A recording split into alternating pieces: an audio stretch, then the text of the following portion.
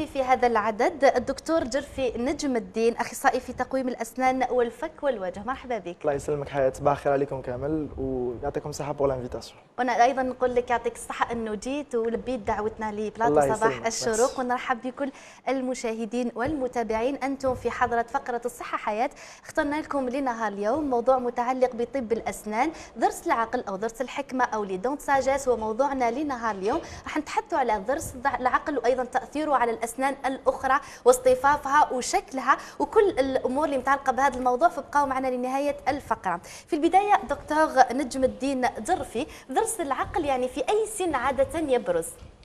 الوغ ضرس العقل ولا لي دون ساجيس كومونيمون ابلي، هو عنده معناتها مجال زمني، ان انترفال كي باغ من 15 16 سنه حتى ل 25 سنه. هذه في العام. بصح كاين حالات استثنائيه، قادر يخرج قبل، قادر من بعد، قادر ما يخرجش كامل سويت دي بروبليم اللي اون فا لي ايفوكي بار لا سويت. يعني عاده ما يكونش في مرحله المراهقه، يعني في مرحله البلوغ شويه اكثر. نعم. تحدثنا على مكونات الفك الانسان، هكذا قبل ما نتحدثوا على ضرس الاسنان يكون عندهم فكره للمشاهدين، وعندنا صوره يعطيها لنا المخرج للفكين والمكونات الاسنان وغيرها. الوغ لا بوش هيومان اون جينيرال كاين فكين، الفك العلوي والسفلي، وكل فك يحتوي على 16 بين ضرس وسن. نعم. كاين 4 قواطع منهم لي دو سونترال ولي دو لاتيرال، كاين نابين، 4 ضواحك بار ماكسيلار، زوج دروس من كل جهه، وكاين ضرس العقل اللي هما عندنا نشوفوا الان ضرس العقل اللي راهو نشوفوا انه راهو مايل على الضرس اللي امامه. وظيفه ضرس العقل وشنو هي دكتور؟ الوغ ضرس العقل هو ضرس كيما الضرس الاخرين، سي جوست كو هو تالمون فيه دي بروبليم بزاف كو on va dire qu'il y a une importance supplémentaire qui s'additionne à ça. Alors pour ضرس العقل هو ما يشاركش في لا ماستيكاسيون في لي فونكسيون اكزاكتومون، ما يشاركش في هذوما فيو لا بوزيسيون تاعو اللي تجي من اللور بزاف. و جينيرالمون كاين اون تيوري لا فيلوجينيتيك هذه كل enfin ils disent généralement que الفك تاع الكائن البشري كان بكري اكزاكتومون كان بكري او معناتها اطول او اوسع. سي بور سا ضرس العقل كان يجي في بلاصتو نورمال. صح، تركيبه الانسان تغيرت اكزاكتومون مع الزمان ايتو. نعم.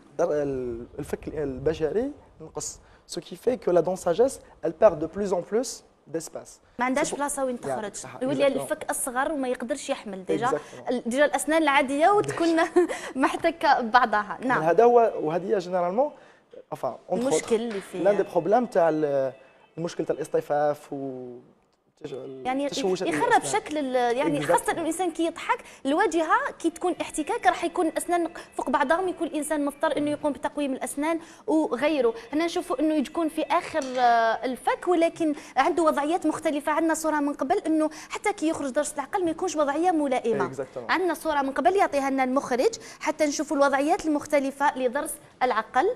عندنا 4 وضعيات على ما اعتقد، راح نشوفوها مع بعض هكذا حتى نشرحوا، لانه المشاكل مش في ضرس العقل في حد ذاته ولكن وضعيته كيفاش يخرج في الفكين. نعم. الصوره اللي بعدها. الوغ هنا اون ابل سا جينيرالمون ان انكلافمون.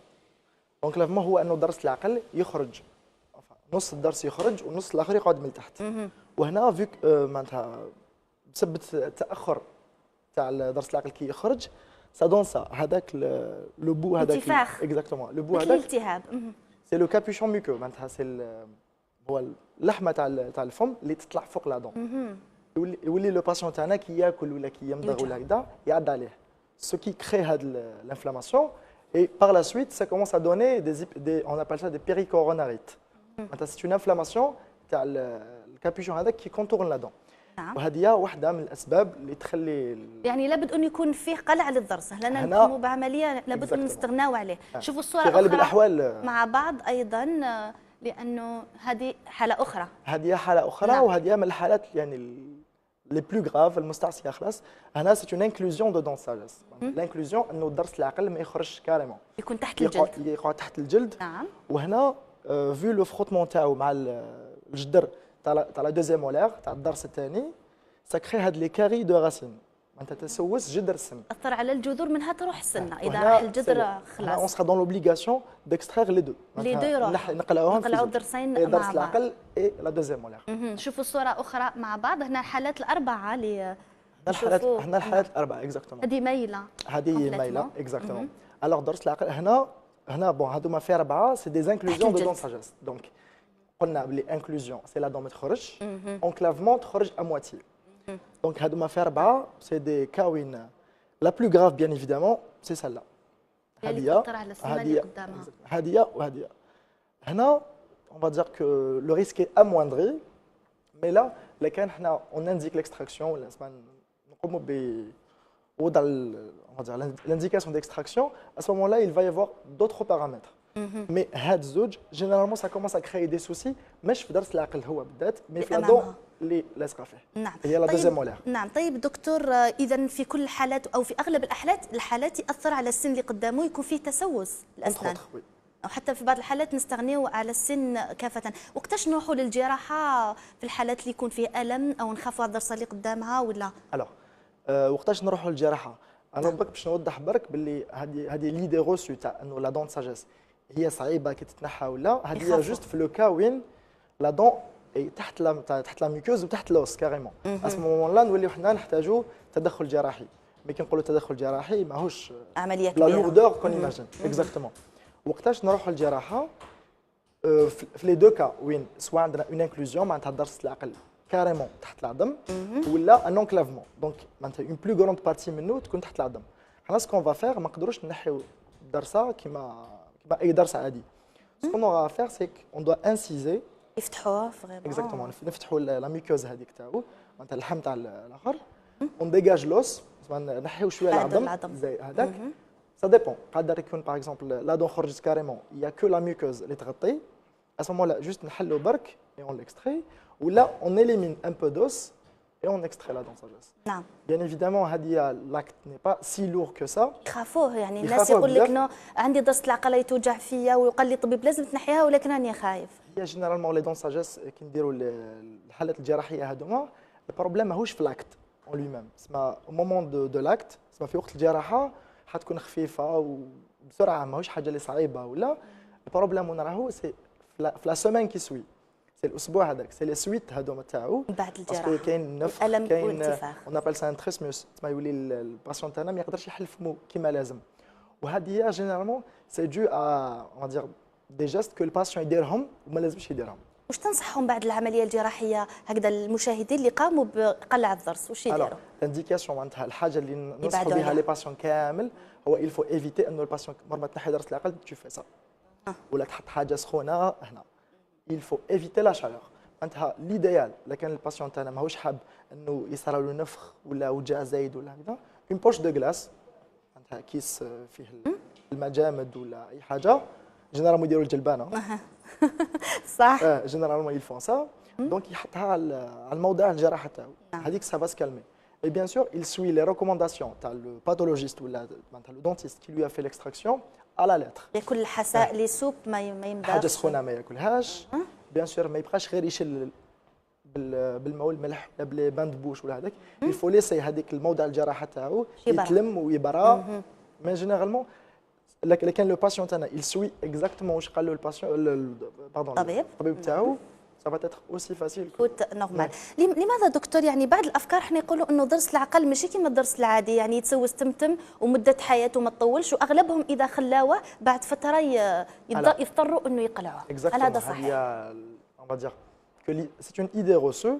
alors ضرس العقل هو اون برانسيب منه من اي ضرس عادي اكزاكتومون يقعد كيما تقعد من انسيزيف سنترال كيما تقعد وحده من الضواحك ولا من دروس ولا يقعد حياتك كامل. البروبليم كي سبوز سي كو هو جينيرالمون سوا يتسوس قبل الوقت سوا يصراو هذوك لي سوسي وين لا ميكوز تطلع فوقو سو كي كري هذاك النفخ والاخر سوا يل كومونس ا شوفوشي لي دون اللي من القدام. وهذه جو في ليكسبليكي باغ لا سويت. هو شنو سي كو جينيرالمون كي تكون لا دون الي تري لوان معناتها في الاخر تاع الفك تاعنا البروساج تاعنا وتنظيف الاسنان ما راحش يكون اوسي ما يلحقلهاش اكزاكتومون اوسي بيرفورمون اوسي مليح كيما البروساج الاماميه.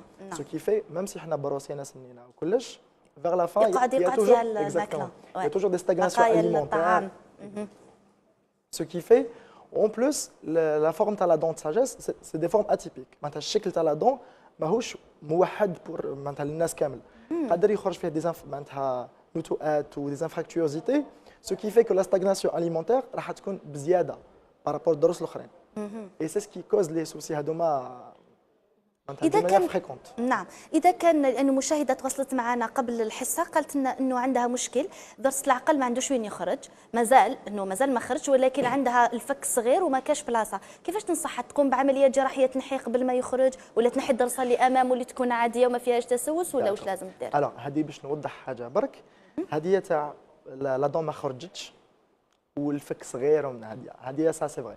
لكن لا دون اي اسيمتوماتيك معناتها ما يتوجع ما تقلق ما كان اوكان بروبليم دوردر انفكسيو ولا دو دولور ولا الوجاع ولا كي انديك ليكستراكسيون. ا سو مومون لا لو باسيون لازم يروح يشوف نعم الطبيب تاعو لا دونتيست تاعو هو اللي il va lui proposer un truc. باش نوضح دون مانيير جينيرال نعم هذه حكايه تاع لا دون ساجيس كي يكون الفك صغير تخرج و الفا بوسي ميم سي نحيو درس العقل صح درس العقل on va dire ils donnent on va dire du chevauchement ولا هذيك يفسد الاسنان هذه بصح راح يشارك ب2 من 10 ولا 20% برك من تشوه الاسنان هذاك اللي يصرى من القدام. هذه عندها ثاني معناتها بلان دو ريزون. واحده من لي ريزون هذوما سي كو مع الباسيون تاعنا يكبر كاين سكون ابل اون كرواسونس ريزيدوال معناتها الفك التحتاني تاعو ميم سي الباسيون كبر وكمل النمو تاعو الفك التحتاني يكمل يكبر شويه يزيد ينمو. وهذه الا اون ابل سا اون كرواسونس ريزيدوال اركيال سي كلي دون تاعو ميم سي ينحي ضرس العقل راح يبقاو يفسدوا مع الوقت. لو كان نشوفوا حنايا واحد ميم سي عنده ضرس العقل ما كانش مع الوقت اكزاكتوم مع الوقت راح يبداو يفسدوا. دونك هي الا كان لي دون ساجيس تاعها من الداخل يا اوكان بروبليم يا اوكان تروك elle va faire un appareil dentaire معناتها خايفه على سنيها يفسدوا ولا هذيك à ce moment-là c'est à l'orthodontiste c'est المختص في التقويم تاعها هو اللي il va poser l'indication. مي هذيك تاع نحيو ضرس العقل جوست باسكو رانا خايفين انه هذه ما لازمش تكون هذه دو بريفيرونس. طيب حتى نتاكدوا من وضعيه ضرس العقل اذا كان تحت اللحم اكيد، هل تنصحهم ان يقوموا براديو في سن معين او وقتاش يقوموا به حتى يشوفوا شكله كما انا نشوفه الان شكل ضرس العقل كيفاش راهي؟ الا جينيرالمون كما رانا نشوفوا حنا الباسيون هذا تاعنا عنده ضروسه كامل. في الباسيون هذا الى ديباسي معناتها لاج تاع لادوليسونس خرج سنه كامل ليتو. لكن بون كاين هذوك اون حنا اون ابل سا لي فيزيت بيريوديك. لكن لو باسيون تاعنا منتظم معناتها يروح عند الطبيب تاعو شاك 6 موا ولا شاك اني سي ا لورتودونتيست ولا او ميدسان دونتيست وحده يطلبها هو وحده يطلبها باش يشوف اسكو عنده ما عندوش ولا هكذا. ابار سا وقتاش نتاع الباسيون تاعنا اذا كان شاف باللي سنيه بداو يتشوفوشا ولا ils sont اون بريسيون معناتها بزياده ولا il دوت انه لا دون تاعو وحده خرجت وحده ما خرجتش اسمه مون لا ويجعوه يعني من الامام هكذا باش يعرف هل في اعراض اذا كانت ضرس العقل ما جاتش في طريقه صحيه وملائمه يجعوه في انتفاخ في اللثه واش كاين؟ الوغ جينيرالمون حنا واش يقولوا لنا المرضى تاعنا ولا لي باسيون تاعنا يديز باللي ils sont une pression يحسوا بالتزيار سنيهم اللي من القدام ولا اون فوا كو لا دون تبدا تخرج ils sont معناتها اون دولور باسكو لا دون ساجيس فيكو تخرج في وقت متاخر واش حدير سيك الفا معناتها تقطع لا جونسيف وتخرج. يكون الم طبعا اكزاكتومون هذه راح يكون فيها الم يكون فيها اون جان سوبليمونتير اي تو ولكن اكثر من ذلك مش راح يكون. طيب فيما يخص اهميه زياره طبيب الاسنان دوريا تنصحهم يعني كم مره في السنه حتى يشوفوا يكون في ايضا ديكاري بدايه التسوس ويكون فيها عنايه بالفم؟ الوغ هي كي يكون معناتها اون فا بارلي اسمعك يا دو كاتيجوري شي لي بتي معناتها عند الولاد الصغار اي تو مع يبدا الباسيون مع الطفل الصغير يبدل في سنيه اون ابل سا اون دونتور ميكست يكون الطفل عنده الاسنان اللبنيه تاعو وكي يكبر يولي عنده اسنان معناتها الدائمه بيناتهم كاين هذيك لا فاز ميكست. هنا معناتها لي فيزيت بيريوديك عند الدونتيست ولا لورتودونتيست لازم يكونوا ايديالمون شاك 6 موا و بيان ايفيدامون اشاك فوا يروح تسخي اون راديو بانوراميك تعاود معناتها اون غوفي اون راديو باش نشوفوا الاسنان تاعو وقتاش وين راهم اسكو راهم يخرجوا كامل اسكو يا سوفيزامون ديسباس اسكو اون دير لي زاكس تاعهم الجذور تاعهم جايين كما لازم الوضعيات اللي يخرجوا فيها الاسنان. هذه بور ايفيتي باش نتجنبوا من بعد انه يكونش ازدحام في الاسنان ولا يكون ولا كل وحده وين تخرج ولا هذيك. اي بور بيان ريبارتير من باش لا كرونولوجي enfin on va dire la chronologie d'éruption باش لي دون يخرجوا في الوقت اللازم وكما لازم بالوضعيه الملائمه. اسكو جو بروبوز ا تو لي بارون سي ils évitent ينحيوا ضرس الاسنان اللبنيه قبل الوقت. باسكو ايديالمون السن اللبني يتنحى في الدار ماشي عند الدونتيست. ايديالمون سي سا نحى وحده. باسكو تنحيه قبل الوقت ا سو مومون لا ليسباس هذاك il sera réduit بلي دون اللي قبلوه.